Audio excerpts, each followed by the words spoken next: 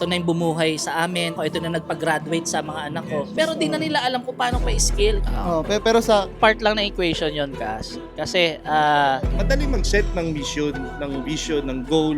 Pero ang tanong doon, para sa'yo ba talaga yun? yun, magandang hapon sa ating lahat. Kasama ko pala ang mga kasosyo. Palakpakan naman mga kasosyo. Si Kas Chris Marks, Haring Myong, Kas Ramil, si Kas Jaser, si Kas Robertson at saka si Kas Janry.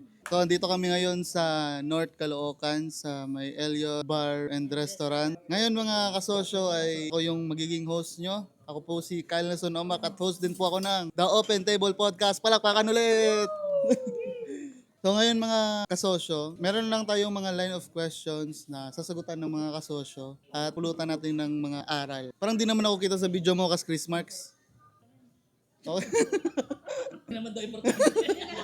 Alright mga kasosyo, mostly kasi dito mga kasosyo na mga kasama ko ay may mga business. Ang pinaka-negosyante talaga sa lahat dito si Kas Chris Mark. Palakpakan naman natin si Kas Chris Mark, palakpakan. Kasosyo TV yan mga kasosyo. Oh, siya yung organizer natin ngayon. Para sa inyo ba mga kasosyo, mga classmate, ano yung pinakamahirap na na-encounter nyo na dinadala nyo hanggang ngayon dahil boss na kayo ngayon? Ano yung nasacrifice nyo? ito kasi yan.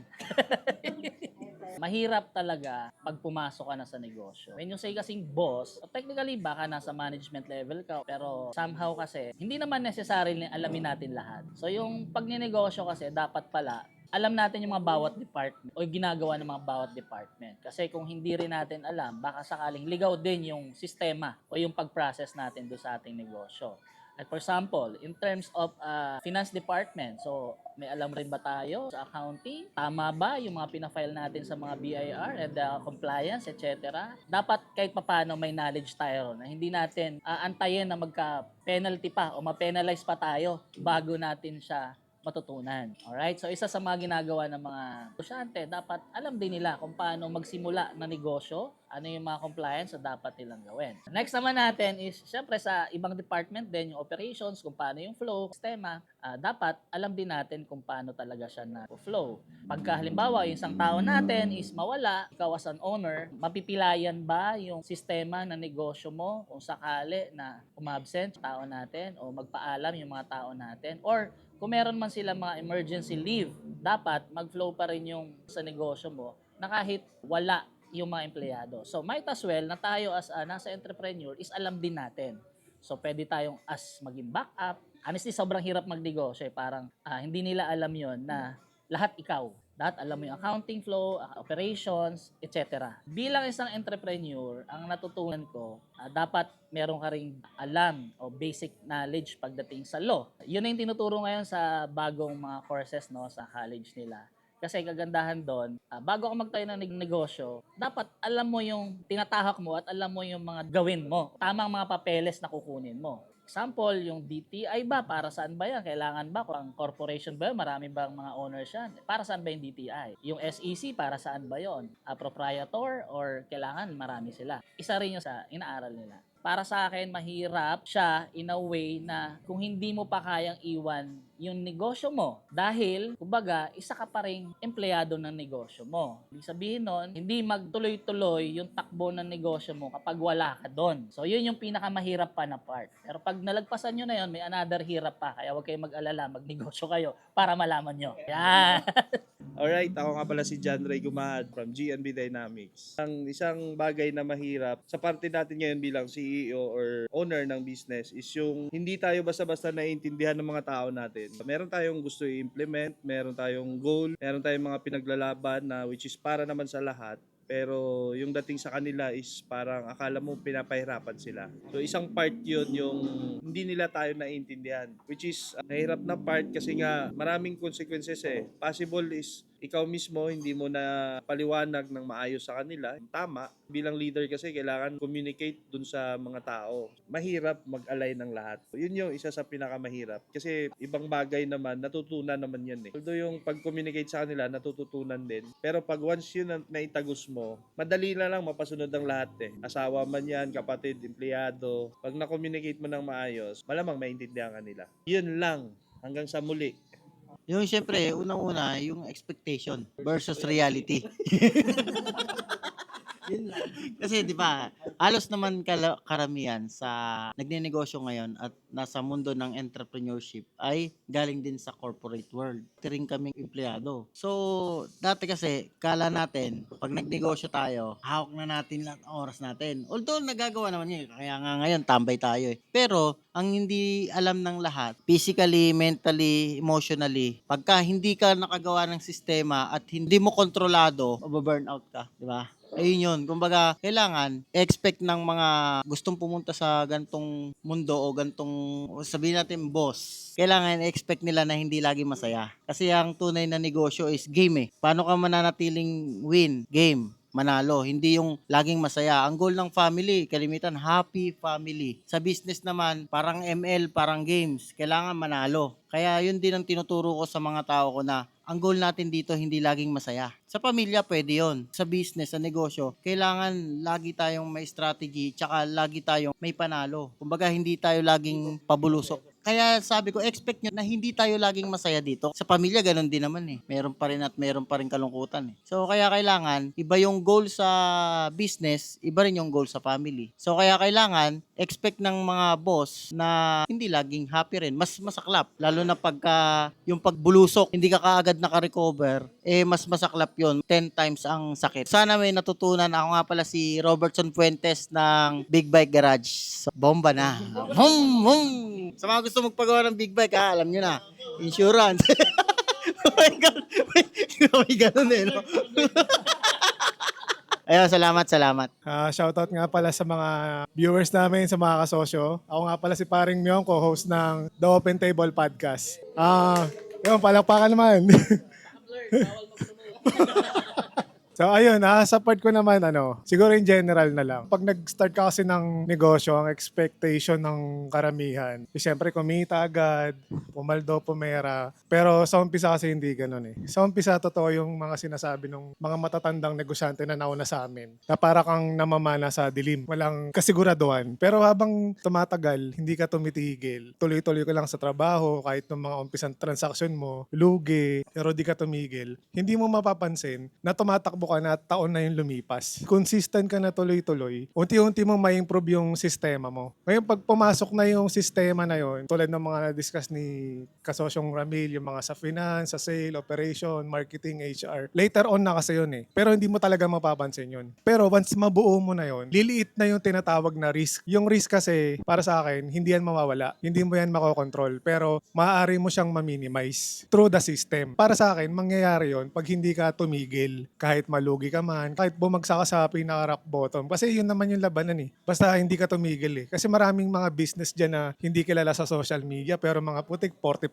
years na, 50 years na, di ba? Pero pag tinignan mo, institusyon na sila. Yung cash flow nila, mas marami pa kumpara sa mga sikat ngayon. Ayun lang. Thank you, kasosyong Paring Myong at sa ibang mga kasosyo. Chris Marks. Hello sa ating mga kasosyo at castmate dyan. Shout out sa inyo. Next time, nandito na kayo Actually, wala naman akong pwedeng may sagot doon. Pero gusto ko lang i-share yung naging experience ko sa past employment ko. Which is, naranasan ko din na kahit papano doon, nag-lead din konti. Parang ganun na rin naman na yun eh. Kasi sabi nga ni Cas Robertson na bago naman tayo napunta sa entrepreneurship, duman tayo sa mga corporate or sa mga iba't ibang job natin na kung saan, yun na pala yun, ang karugtong nun is pagiging potential natin, entrepreneurship natin. Ayun, unti-unti nating execute at pag dumating na tayo sa mga bagay na yun, mas na-realize natin na ito yung napagdaanan ko noon. Yun nga, sa past employment ko, hindi ko magigets yung mga tao, ba't ganito ganyan sila. Pero nung nandun ako sa area, nakita ko bakit medyo magulo yung sistema. Yun pala, kasi nga, di ba, may kanya-kanya nga silang gusto na parang gusto lang nila, hanggang doon lang yung limit nila. Ayaw nilang nang masyadong makipagka-operate. Sa side na sa'yo, medyo nandun ka sa operation talaga na kailangan. Ang isipin mo is about sa teamwork. Sila kasi kanya, by operation lang sila. Bawa, may i-deliver kayo. Kung hindi nagawa ng bawat isa yung mga gagawin nila o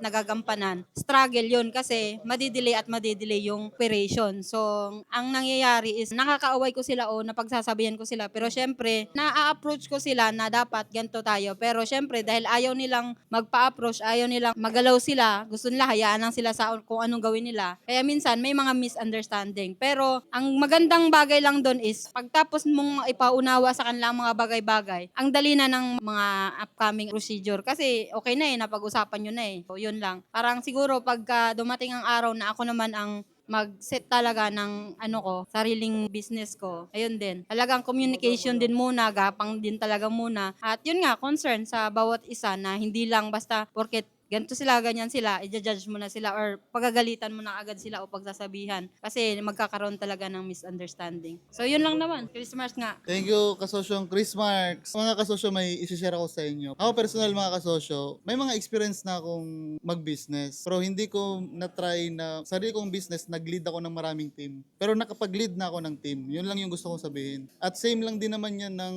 responsibility ng pagiging boss ka Hindi kasi ibig sabihin, boss ka, ikaw na yung CEO. Kasi kung ako mismo, rank and file, boss ko yung manager ko. Kahit hindi pa siya yung may-ari, di ba? Gusto ko lang ibigyan din ano yung mga bagay na hindi ko in-expect nung nagli-lead ako ng team. Alam niyo mga kasosyo, ang isa sa mga hindi ko in-expect talaga is yung ikaw pala yung magtagpi-tagpi para maintindihan mo kung anong gusto mong ipagawa sa kanila. Ikaw as a boss, akala ko mag-delegate ka na diretso. Hindi pala. Iisipin mo kung paano mo tagpi-tagpiin na ma-digest ng tao na yan, kung paano mo i-delegate yung bagay na yan. Hindi ko in-expect yan. Kasi akala ko, sige, gawin mo na yan. Pero pag yung pinapagawa mo sa kanya, hindi mo na intindihan personal, hindi magigets ng tao na yan. Kaya parang responsibility pa rin natin, maintindihan, tagpi-tagpiin, i-digest natin sa sarili natin, nang mai-communicate natin sa kanila ng tama. Hindi ko na in-expect yan, pero yun yung isa sa mga challenge na naharap ko nung earliest, paglilid ng team. At kalauna na-improve nasanay na yung utak ko na pag may papagawa kong task, ganito ko siya i-deliver para maintindihan agad ng mga colleagues ko. Yun lang naman mga kasosyo. Alright, cut. Tapos Jay sir, baka may gusto kang sabihin mo na.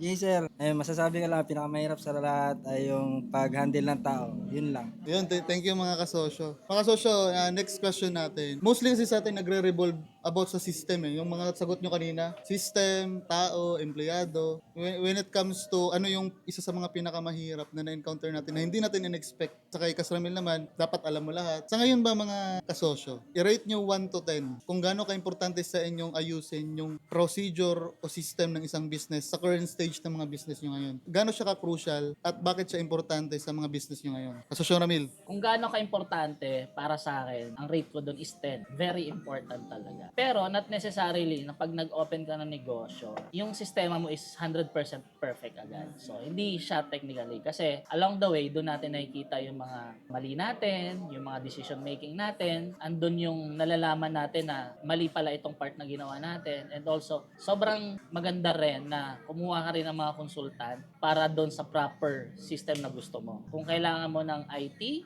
when you say system, in basic system for the CRM, kung ano man yung prefer mo, yon dapat syempre may nagpo-provide nun. Or yung system process, yung kung paano naman yung flow sa opisina mo, kasi bawat department may mga flow yan.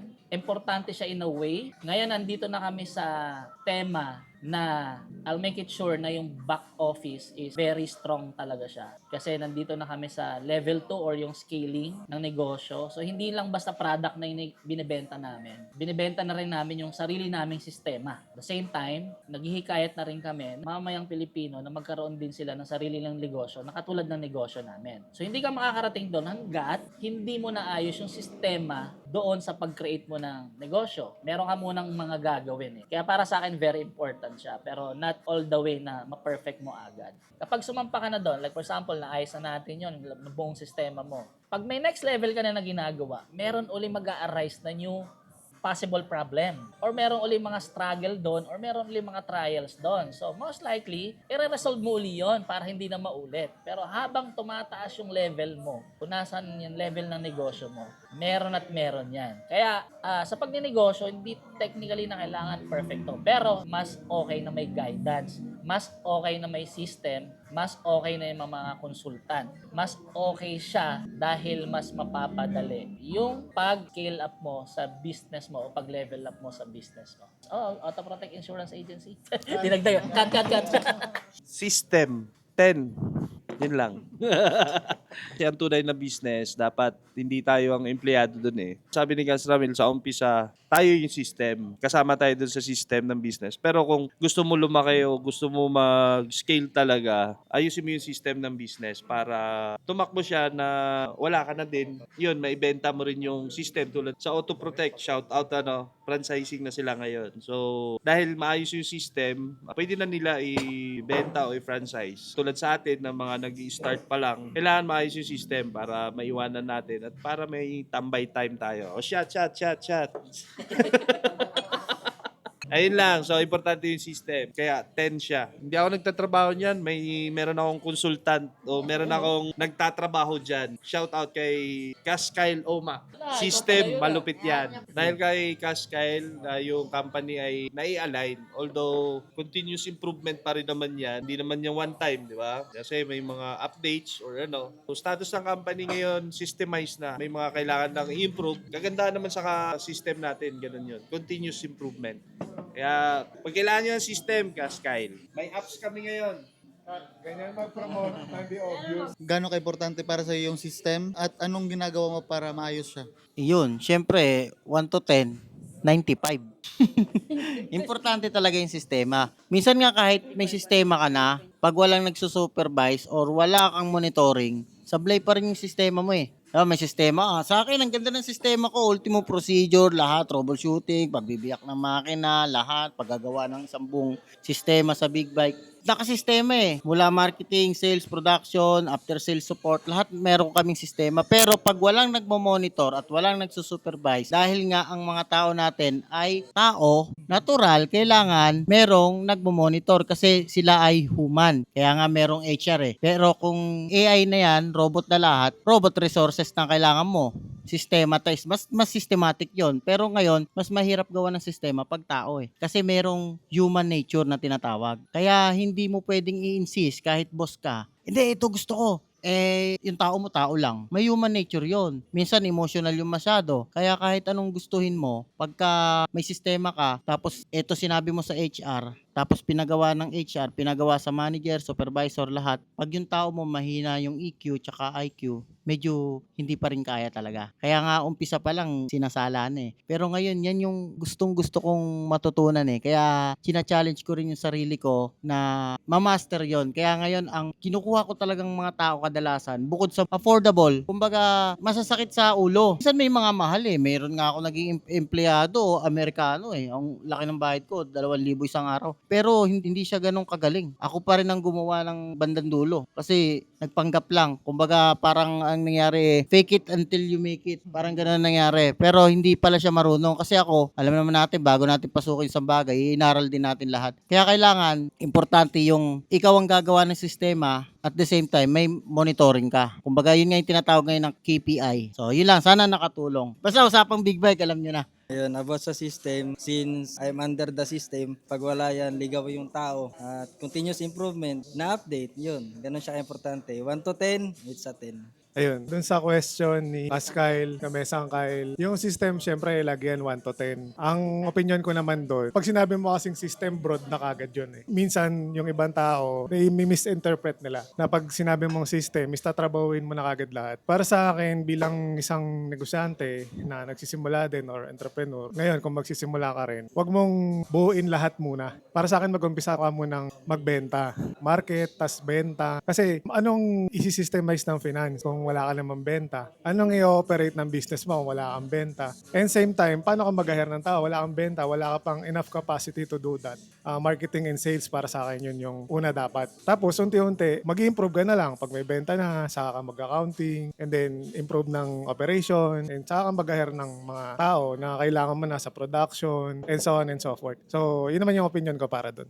Alright, thank you sa mga sagot nyo, mga kasosyo. Gusto ko lang bigyang pansin at gusto kong bigyang diin yung sinabi ni Sosyong Robertson na napaka-useless ng system kapag walang nagmo-monitor or walang nag-ooperate. Now, para sa akin, isa siyang mystery. Para siyang ano bang ibang word ng mystery? Ano pa rin siya sa utak ko eh. Hindi ko pa Hindi pa ma-figure out kung paano. isa din siya sa mga ano na kasi totoo. Prerequisite talaga siya sa system. Because system, kailangan niyang i-operate ng tao talaga. Kailangan niya ng trigger o kailangan niya ng someone para ma-maximize yung system. But when we say kasi system, hindi naman software yan. When we say system, hindi naman yan anong software gamit natin, anong processes and procedure natin. Ang system kasi, it is a group of parang work instruction and processes na magkakadugtong-dugtong yung mga department. Yun yung system. Kung sino yung magbabantay doon, kung sino magmamonitor doon, it's part of the system as well. Now, paano nyo sinusolusyonan, ma-maintain yung system nyo na may always taga-bantay, may always taga-monitor, or paano nyo ginagawa ng paraan para yung system na binilt nyo ay ma-maintain siya. Alam ko may mga prior mga stems na kayo eh. Kung nakasulat man yan o hindi, anong ginagawa nyo para ma-maintain siya? Thank you. Ayun, paano ma-maintain? Baga para sa akin, kino-consider ko kasi yung isang lahat. Parang big bike or kotse. 'Di ba ang sasakyan para ma-maintain mo siya, may maintenance, yung oil, 'di ba? Lahat. Kumbaga, dapat merong isang sangay na merong pupuntahan para ma-maintain. Tapos, isa pang tatandaan natin, isa lang ang nahugot sa sasakyan o sa sistema, nahugot lang body ground, hindi na siya gagana. Ngayon, kailangan natin i-figure out ano yung body ground na yun. Ano yung ground? Kasi ang earth mismo ground eh. Sa sistema natin, sa negosyo, ano yung ground? Yun ang alamin natin kung ano yun. Ano yung ground para sa'yo? Yes. Ano yung ground para sa'yo? Yes. Actually, ako, ang tagal ko na sa builder mechanic, pero sa sistema sa gobyerno, medyo may idea ako eh. Kaya nga, yung pagdating sa oil, sa currency, medyo may idea ako. Pero, yun yung, ako pa nga magtatanong nga ulit din sa inyo. Kala ko. Hindi, sa amin actually, yun pa yung pinipigure out ko ngayon. Ano yung isang yon? Possible na ako eh. Or pero hindi eh. Kailangan kasi, di ba, gumana tayo pag wala.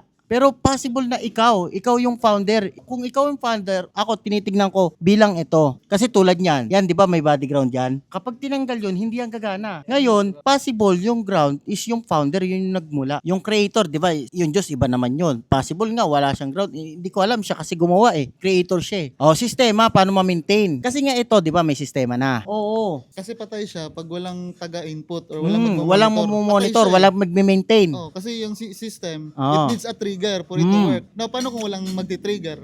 Ano ang kailangan gawin para ma-maintain siya? Oh, para sa akin, meron talagang isang department na magme-maintain, which is minsan kahit sarado yung kasa, merong ibang services para ma-maintain ang isang sasakyan o sistema. Ngayon, ako, yun ang tanong ko ngayon. Ano sa inyo yung ground sa isang sistema? Magdagdag lang ako ng input doon sa sinasabi ni Kaskyle. So, paano ba mag-work yung system mo? Yung pinaka-basic doon, mag-hire ka ng effective na tao doon. For example, meron ka ng 5 system. Yung basic, meron kang marketing, sales, finance, operation, HR. So, meron ka ng basic fundamental na department ng isang negosyo na dapat meron. Ngayon, para maging effective per department, mag-synchronize bawat isa. Yung ilalagay mong tao sa marketing, dapat experiencado na siya or else, kung hindi man, excellent na siya doon. So, sobrang expert na siya doon. Kahit hindi man expert pa, pero pag tinignan mo yung background niya, doon na talaga siya nagre-revolve sa marketing, same with sales, same din sa finance, operation. Kasi may mga tao na hindi magaling sa sales tsaka marketing, pero ang galing nila bumuo ng sistema ng operation. Example, si Kaskyle. Okay lang sabihin.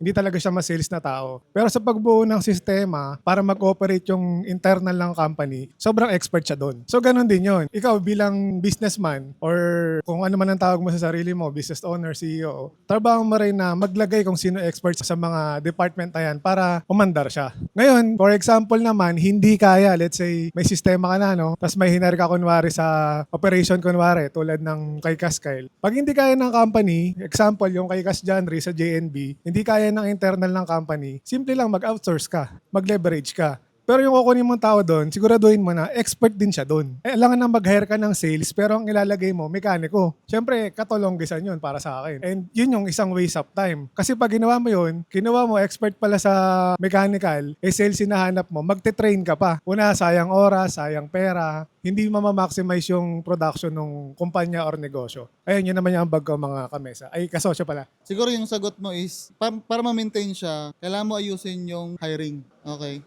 Kasosyong Ramil, thank you, parang yung. System and maintain. So technically, para sa akin, ang pinakasagot ko dyan, lahat ng role natin is very important. Maintain natin and also paano mag-flow yung system. So technically, kailangan natin ng organizational chart. The organizational chart, may mga role yan na kung sino yung mga naka-assign dyan. And merong mga department dyan na kung sino dapat yung magpapatakbo sa negosyo, may mga department like yung sales. Ano yung patakbo ng negosyo? Paano natin nagpo-flow dyan? And also, very important yung salesperson. Sa bawat role din, meron tayong tinatawag na KPI. KPI. So yung mga key performance indicator nila na para malaman natin yung metric kung nagagawa rin nila yung mga trabaho nila. So doon sa organizational chart natin, so lahat ng role is very important from department ng sales, magkaiba rin yung marketing, accounting, finance, or sa mga operations, etc. Kung ano man yung mga department na meron tayo sa mga negosyo natin, every role doon is very important. Para ma-maintain natin, maging maayos yung tema, dapat may mga tao rin tayo na talagang dapat is alam din nila yung ginagawa nila and nakapag-perform din sila ng tama. Kaya meron tayong department din na HR. From hiring to firing. So, nandyan din yan, yung mga legalities na yan, na kung paano rin tayo mag-hire sa kanila and paano rin natin sila ipa-fire kung talagang dumating sa point na hindi na sila nakakasunod doon sa KPI nila. Ikaw din, kung ano yung position mo doon sa negosyo mo, like for example, kung ikaw ang CEO, ikaw ang president, may role ka rin, alam mo rin yon. At dapat nagagawa mo rin yung trabaho mo na yon para ma-maintain mo rin or malagpasan mo pa yung possible na gusto mong mangyari doon sa negosyo mo. Ulitin ko ulit, si Autoprotect is scaling ano na siya, business na siya. Cut. Paki-blurred. Dahil doon sa company namin, nasa scaling model na kami. So, ibig sabihin nun, meron uli na kailangan mong i-maintain and kailangan mo rin gumawa ng system. Okay? So, doon sa model namin, ibig sabihin nun, meron na naman nag-arise na new system and new i-maintain. Kasi doon sa first level, kailangan natin, ayun na yung organizational chart natin, may mga role yung mga tao natin, then pumunta ka na naman sa next level ng negosyo, meron na naman another system yun and kailangan mo na naman uli i-maintain kung paano yun hanggang sa marating mo yung gusto mo. Sa negosyo, sobrang haba ng pupuntahan. Honestly, ako sa experience ko, umabot kami ng 11 years bago namin na-figure out kung paano mag-level up. So, sobrang hirap po sa pagninegosyo na hindi mo rin alam yung pupuntahan mo. Kaya, very important talaga yung mga role natin. Even the mga liaison natin, mga riders natin, very important yan. Kasi kung yung sinasabi kanina ni Cass Robertson na sino ba yung ground? Sino ba yung ano? Kung yung naghahanap tayo na kung sino yung ground talaga, sabihin nun, sino ba nagtayo ng negosyo, which is tayo rin naman. So kung tinayo natin negosyo, meron tayong mga point person dyan na sila yung dapat active na patakbuhin yung sistema. And kailangan natin ma-maintain yung tamang proseso and maibigay natin yung customer satisfaction doon. That's all mga kaibigan. Blurred ko lang. Thank you, kasosyong Ramil. Kasosyong John Ray. Actually, yung sa pag-maintain ng system natin or paano siya make sure na sinusunod or yun nga, KPI, yun na yung sagot dun eh. Kailangan bawat position or may duties and responsibilities and then KPI. Dun sa tinatanong mo kasi kung sino yung ground, dapat hindi ikaw yung ground. Kasi bilang owner, pag nawala ka doon, shutdown yung operation pag wala ka, di ba? So, ibig sabihin, yung ground, yung duties and responsibilities ng bawat isa. Yung ground, kahit sabihin mong hindi sila umalis or kung hindi nila sinunod yun, automatic magkakaroon ng problema yung flow, di ba? So, para sa akin, yung ground is yung natin, isa responsibilities ng bawat position. Kailangan yon i-implement, kailangan yon may KPI bawat position, kailangan nagampanan nila kung ano man yung trabaho ng bawat isa. Kasi pag may isang nagloko doon, automatic shutdown, 'di ba? O kung hindi man mag-shutdown, magkaroon ng hindi maayos yung pagtakbo ng makina, 'di ba? Tagal ko na sinasabi sa yan. Hindi, natuwa ako. Alam mo bakit? Ang tagal ko nang pinipigure out to. Ibig sabihin, tama yung sinabi rin dati ni Kasosyong Arvin na dapat para rin tayong creator. Which is, na-figure out ko ngayon, yung sasakyan, lahat ng tumatakbo na yan, sistema rin yan eh. Lahat sila may electrical system, may mechanical system. Pag tinanggal mo kasi yung ground niyan, bawat isa, hindi siya hindi siya aandar eh. Ibig sabihin, pagka tinanggal mo, dapat may magkakabit. Tapos, dapat nga, ikaw yung creator. Para kahit tanggalin yung ground, may mag-maintain, may mag-aayos. Bilang owner, ikaw yung creator nung buong Sistema, oo. Ano mo yun? Tapos i-secure mo lang na dapat sinusunod. Gumagana yung sistema. Parang yung Diyos nga, create niya yung buong sistema. Halimbawa, solar system, create niya. Kaya kahit wala siya doon, gumagana yung solar system. Pinaka-the best niyan, pag gumana na yung system mo, gumawa ka rin ng system na pag pumalya man yung isang system sa kumpanya mo, sila na mismo ang mag-ayos doon. Hindi yung wala pa si boss, hayaan mo na natin sistema. So, hayaan mo sila mag-ayos doon. May add lang ako, kaya importante yung mga bawat role ng mga bawat employee. empleyado. Kasi yung sinasabi ni Cas Robertson na yung ground, di lang naman ground technically, paano kung wala ring engine yan? Hindi mo kailangan ng ground, di Tama, ba? tama. So every role is very important. Thank you guys. Alright mga kasosyo, kung i-analyze ko lang yung mga sinasabi nyo, kung sino mag-operate, paano mag-maintain, it boils down sa tao pa rin, di ba? Yan yung pinaka-commonality ng mga sagot nyo. Yun yung common denominator. Kay Kas Ramil, importante yung role, bawat isa. Kas Janry, importante yung tao. Sa inyong lahat, tao eh. Pero may iba kong perspective sa kung ano yung ground, mga kasosyo. Against ako sa inyong lahat. Gusto mo yun eh. Okay, tira. Debate sige.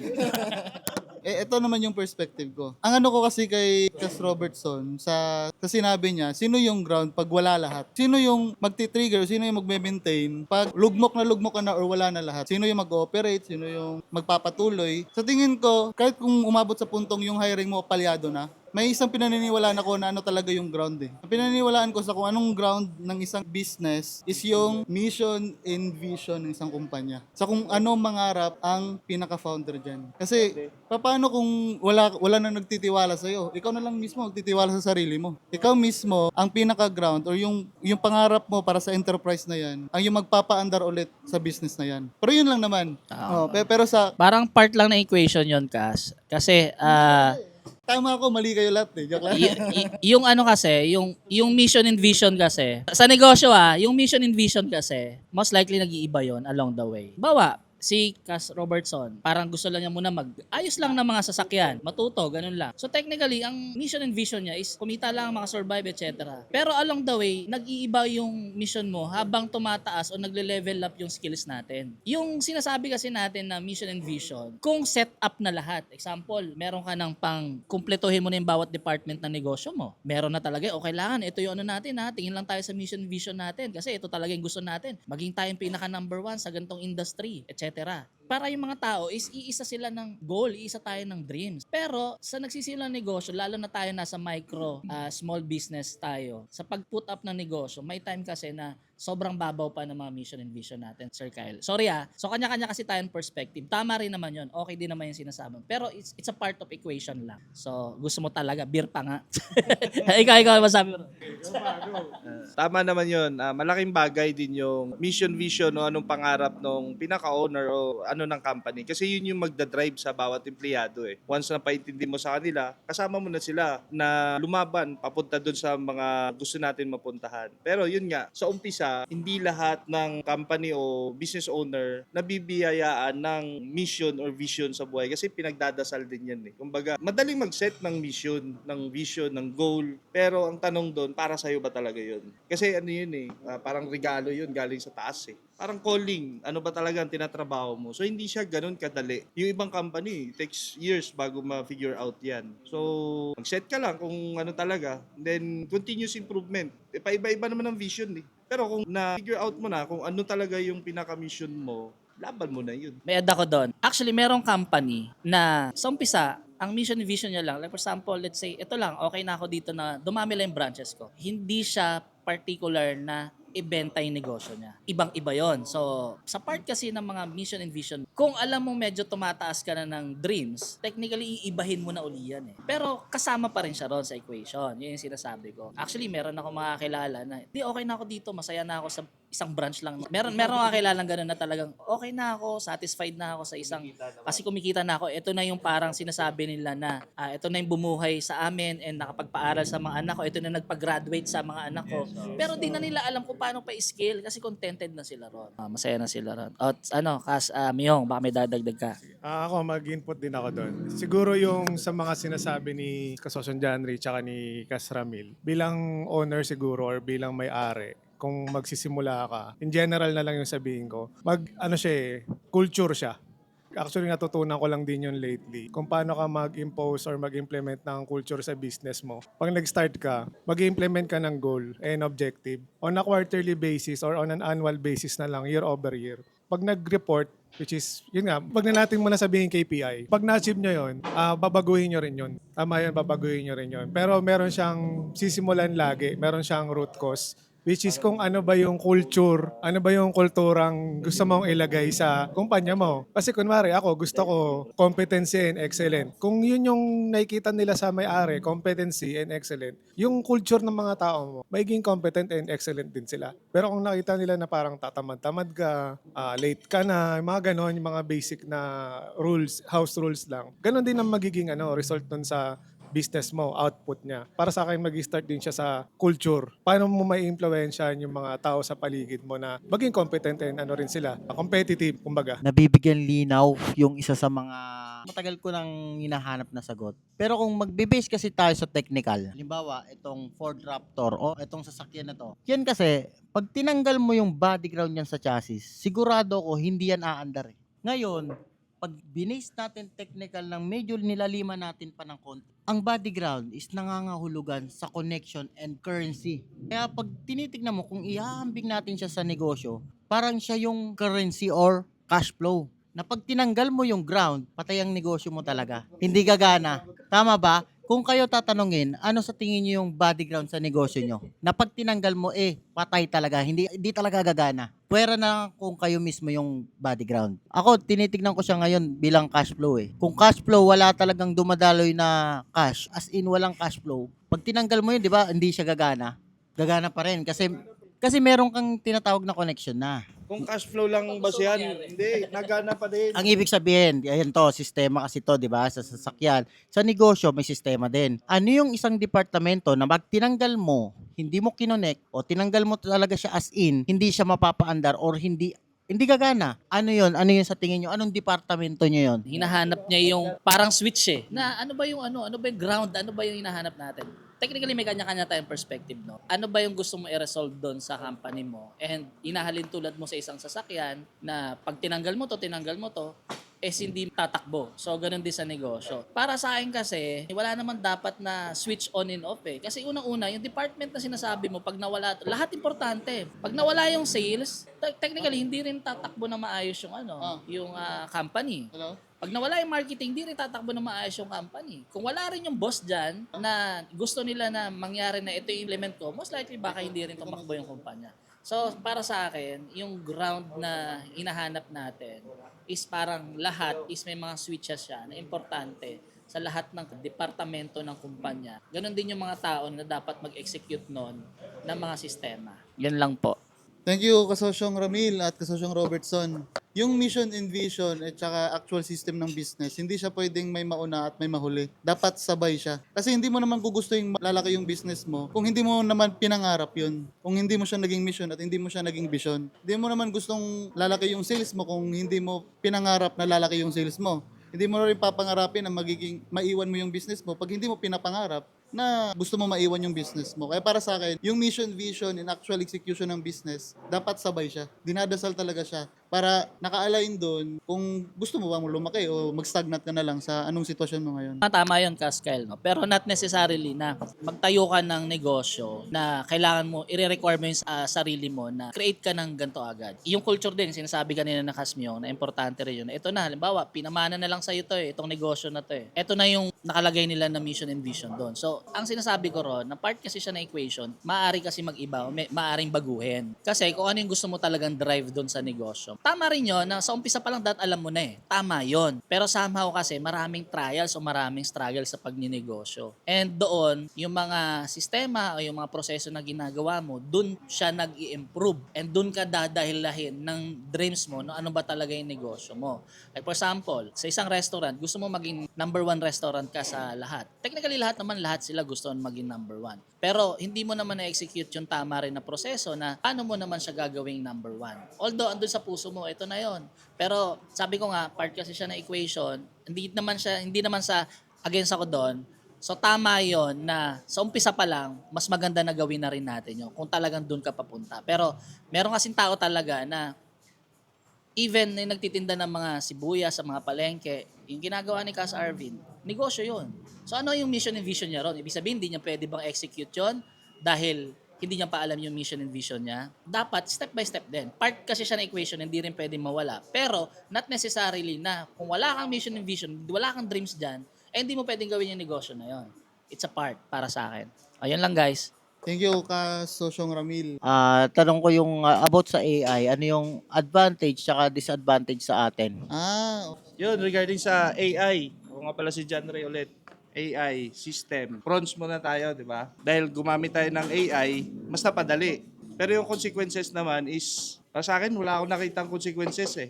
Kasi nandyan naman si Kaskyle eh. Pagka magka-problema, basic eh. Tama, Meron tama. naman nag-aayos, di ba? Consequences, kung mag-DIY tayo, kung hindi tayo aware kung ano yung pinagagawa natin sa AI. Kasi ang AI, maganda talaga siya sa business natin. Once tayo ang gumamit huwag tayo papagamit sa AI. Ang AI, tayo ang gagamit sa kanya para sa business natin. Hindi yung kung ano yung sasabihin lang ng AI, tayo ang susunod. Dapat tayo ang mag-train, tayo dapat ang gagamit sa kanila. Na-align doon sa business natin. Para sa akin, kung ano yung existing business mo ngayon, una, kailangan ma-maximize mo muna yung pinaka-peak ng business na yon. Second, alamin mo yung isang part or isang branch ng business mo na kung saan ay magiging AI relevant siya. For example, ako nasa construction ako, trading ng construction supplies. Ano yung mga bagay na magpipik? Ano yung pinakamataas na peak ng isang industriya na meron kami? Marami siya eh. Andyan yung pwede kang maging contractor, pwede kang maging manufacturing, pwede kang maging logistic company. Yun yung mga peak niya. Ngayon, ano yung mga bagay na magiging relevant ka pa rin? Even AI era or AI period. Sample ko sa amin, sa construction, tulad ng ngayon nga, may ini-implement na nila yung PAC Silica, di ba? So, paano kami magiging relevant doon? Construction. Supplies na kailangan ng development ng PAC Silica. Yun yung isang factor na magiging relevant kami doon. Ano pa? Ano ba yung mga consumable na pwede nilang gamitin on a monthly, quarterly, or yearly basis? O pwede ring logistics, mga ganon. Maintenance, which is lahat yan nagre-revolve sa construction. Ako, yun yung pananaw ko sa industriya ko. Para hindi ka, sabihin natin, hindi ka mabobo, kabahan. Para sa akin, kailangan ma-achieve mo yung pinaka-peak ng industriya or business na meron ka. And malaman mo kung paano ka magiging relevant sa AI era. Ayun, yun naman yung input ko doon.